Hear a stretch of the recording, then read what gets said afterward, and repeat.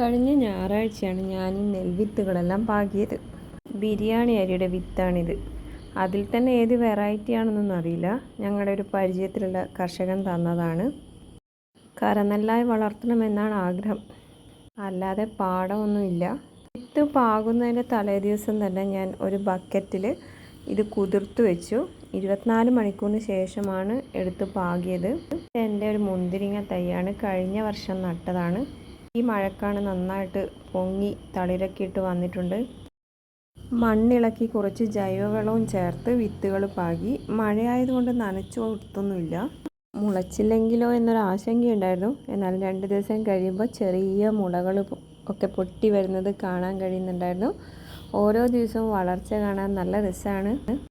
ഇന്ന് സൺഡേ, കൃത്യം ഒരാഴ്ച കഴിഞ്ഞു. 7 ദിവസങ്ങൾക്ക് ശേഷമുള്ള വളർച്ചയാണ് ഈ കുഞ്ഞു നെൽച്ചെടികളായി നിൽക്കുന്നത്. കുറച്ച് ദിവസം കൂടി ഇതിനെ ഇങ്ങനെ നിർത്തിയിട്ട് മാറ്റി നടണം, പറിച്ച് മാറ്റി നടണം. വലിയൊരു നെൽകർഷകനാകണം എന്നുള്ള സംരംഭമൊന്നും അല്ലെങ്കിലും മനസ്സിനൊരു ഒത്തിരി സന്തോഷം ഇത് കാണാൻ വേണ്ടിയിട്ട്. ചെറിയൊരു സ്ഥലം ഞാൻ ഒരുക്കി വെച്ചിട്ടുണ്ട്.